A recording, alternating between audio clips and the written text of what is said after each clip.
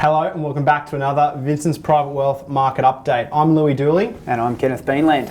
And today we're going to do a little bit of a deep dive into, first, what we saw over the last 12 months. What happened in 2024 on global capital markets.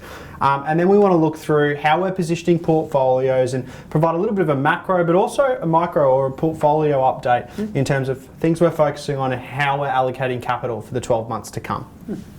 So, as I said, to start off, we wanted to take a step back and have a look at what we've been through over the last 12 months. 2024, I'm sure a lot of the investors or listeners watching, was a very good year for markets. Here in Australia, we absolutely trounced the 9.1% average return for the market and generated 11.5% over that 12-month period. Now, in a normal environment, you'd be pretty chuffed with that return, but unfortunately, it was absolutely dominated by our big brother over in the US, with both the S&P 500 and the Nasdaq generating more than 25% total return for the year. It's absolutely incredible, and from what I understand, it's not just the first year that the US has shown its exceptionalism. No, it's certainly been dominating over the last 2 years. And it's been a really interesting story as to what's been going on. I mean, again, if we look at the Aussie market relative to the international, we were pretty comfortable with our return, but we didn't have that big technology-dominated composition that the US market has. And it was the largest return or contributor to returns over the period. But before we jump into that, did you want to talk through any top and bottom contributors for the last 12 months? Yeah, I think that's a really important conversation to have, because we talk around top line growth for the index, 11.5% or 11 and change. Well, what drove that? And I think when you look underneath the hood, 3 out of the top 3 performers were Australian banks. Now that's pretty incredible, because if you looked at, say, 12 months ago and where those earnings projections were supposed to be for our banks, they were pretty benign. And I know we'll touch on that a little later, but to see our financials really drive home those returns was absolutely incredible. And not many people thought it was going to happen. The CBA that kept marching on, and probably the most hated bull market in CBA that I can remember, was the absolute standout, top performer in our market. Yeah, it's interesting. If you take out the big 5 banks, so Macquarie included, you add in companies like Wesfarmers, Goodman Group and Aristocrat, all top 20, very large companies. You take them out of the market and our market is very quickly returning less than 1% total return, meaning more than 11% was derived by those 8 companies it's absolutely in and incredible. of themselves.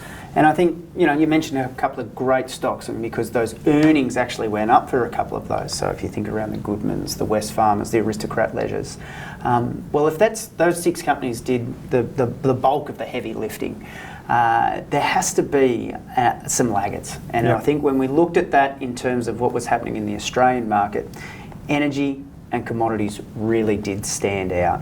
Anywhere between ranging from 10 to negative 17% for the year. Pretty incredible if you think around where iron ore was last year and where everyone's expectations were, where the energy markets were positioned. And so to come out of the 12-month period with a fairly big percentage of our market lagging behind by such an amount. It's pretty incredible. Yep, and it's a very similar story if we look at the contributors in the US. As I noted, it's that mega cap technology exposure that was driven by the big AI thematic that really has taken the market by a chokehold over the last 2 years. The emergence of ChatGPT initially that brought AI into the mainstream, and then it's really flown into the picks and shovels investment or capital expenditure required by the big hyperscalers to facilitate this transition into large scale LLMs and more broad generative AI applications. And I think the big differentiator here is when we talk about the US and what drove their returns, or what was in the domestic economy and what drove ours. Earnings growth backed up those big technology stocks. Earnings growth was the predominant driver rather than a huge inflation, multiple inflation that we saw potentially with our banks.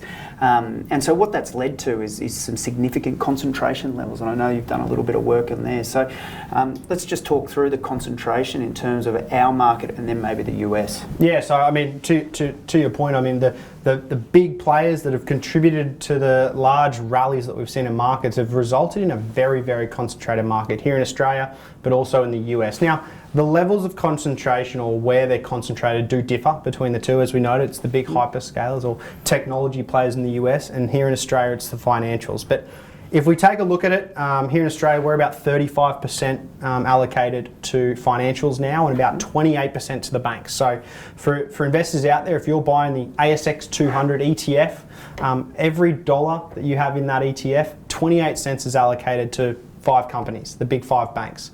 35 cents of every dollar is allocated to the broader financials sector. Very similar over in the US. About 35 cents of every dollar is allocated to the Mag 7, the Magnificent 7 companies on the S&P 500. These are significant levels of concentration. If we actually take the lens out even a little bit further, historically the US has traded between 40 and 50% of the MSCI World Index. That's the overall developed economies market index of large capitalization companies. It is currently close to 80%. It's high 70% range at the moment. And now that's in contrast to the US making up somewhere in the scope of about 25 to 30% of global GDP. So the concentration in markets from a geographic but also sector perspective is at levels we haven't seen in very, very long time. It's interesting you say that because, and you're absolutely right, when you look at the US, their GDP, 25 to 30%, some of these companies are global companies. So yes, they're going to have that uplift in terms of dominance within the world. I think when you look at that market constituents and the concentration level, that US exceptionalism really did drive that return in terms of the MSCI World Index. Yep. And when you look at the Australian market compared to that US market, it's that earnings growth that really is the differentiator. And you touched on the banks. Yep. CBA itself, I believe, now makes up over 12% of the index. Correct. I mean, for a company that makes up 12% of the index and is forecasted from a analyst consensus basis, meaning not just one analyst's opinion, the expectations of the cohort is that CBA grows earnings less than 5% over a 3-year period. It's quite astounding to think that a company can grow the size of CBA. This is not a penny dreadful or a little specky stock. This is 12% of the index can grow nearly 50% in a 12-month period with next to zero earnings growth. Now, as an investor, that simply implies that we are now paying more for every dollar of earnings that company is generating.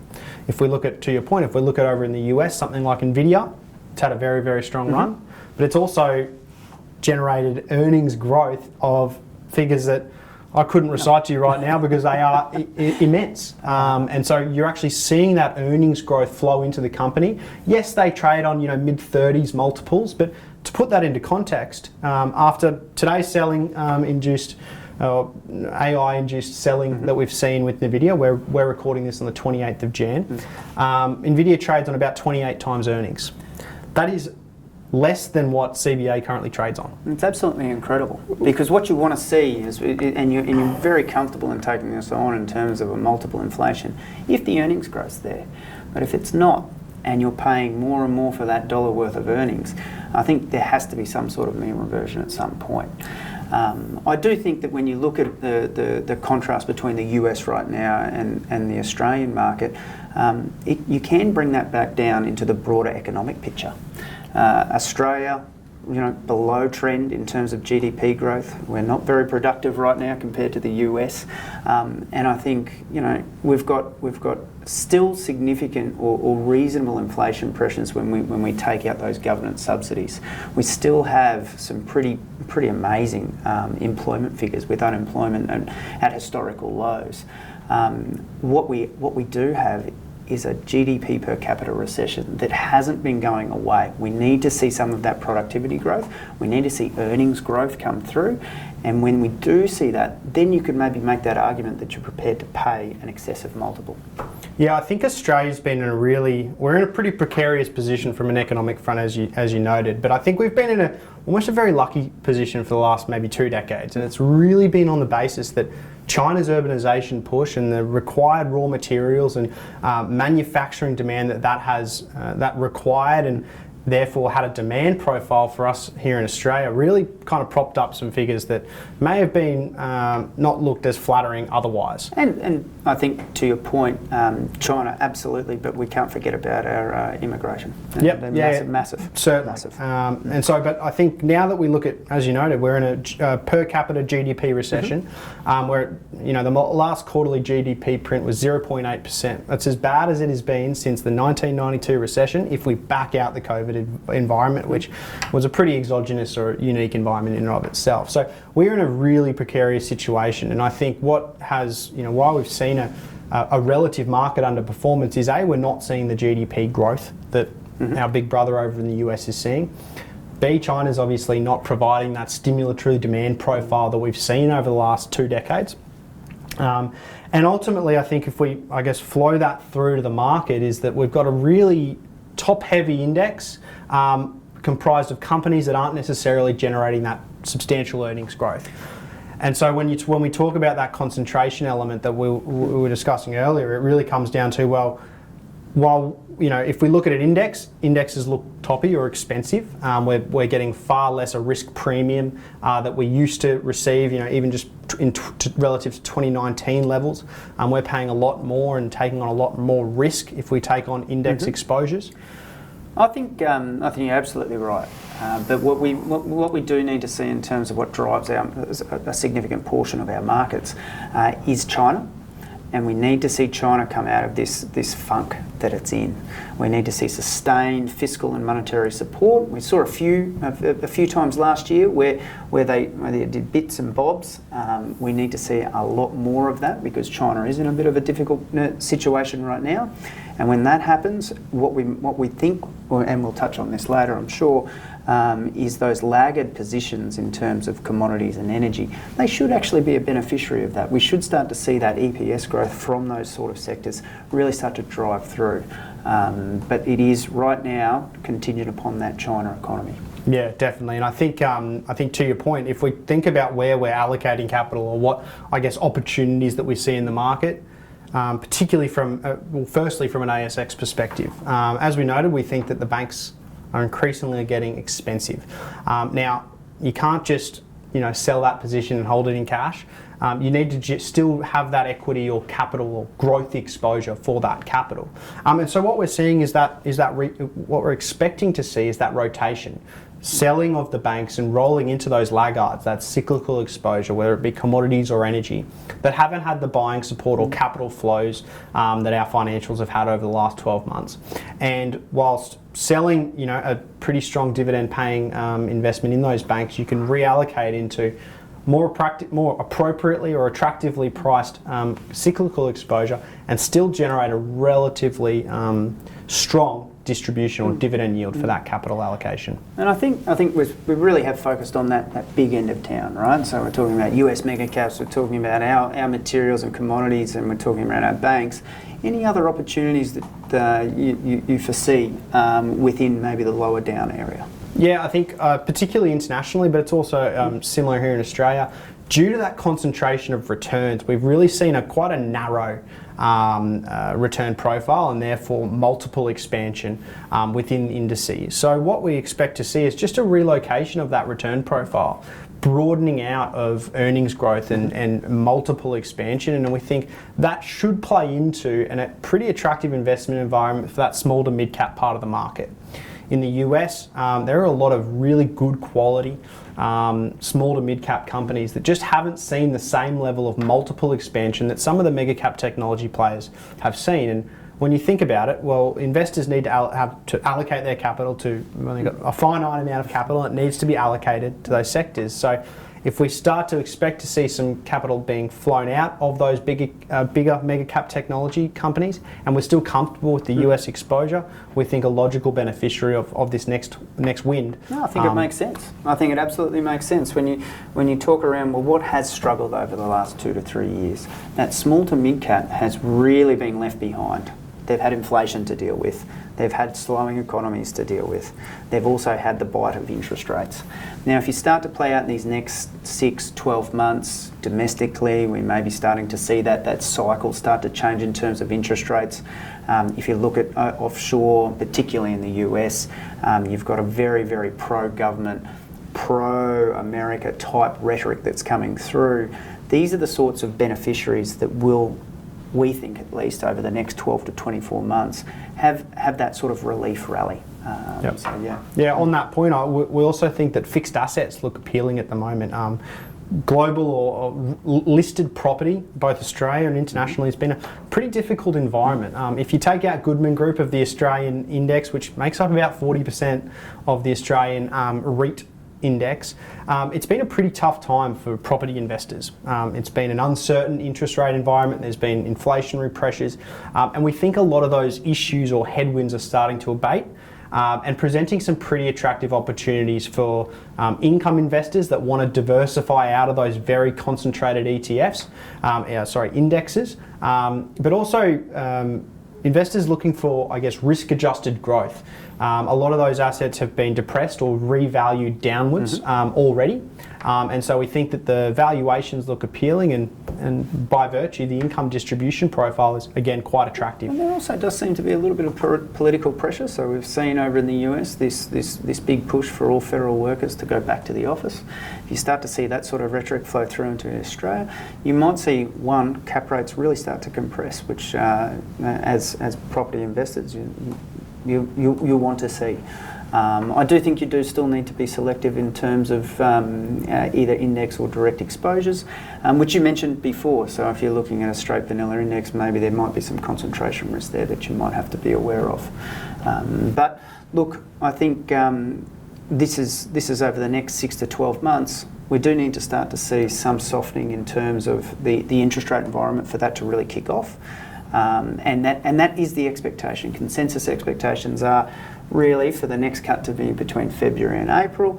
Look, we're more on the side of April. We think that as we move forward, we really need to see this CPI number come down significantly in terms of the trimmed. We have seen, on a headline basis at least, that flow back into the RBA's target range, but that's purely been on the back of some government subsidies. I do think that over these next 12 months, if the allocations are correct, we do need to have significant stimulus from China, and we are in an election year here. So it'll be really interesting over these next 3 months what hip pocket voters, what gets thrown at us. Yeah, no, it'll be certainly an interesting, I think, 3 months certainly as we run into this election, but even more broadly, that 12 to 24 month period will certainly be a interesting investment dynamic, and we think that ultimately as an investor, a few things that we can really be focusing on is managing that active allocation.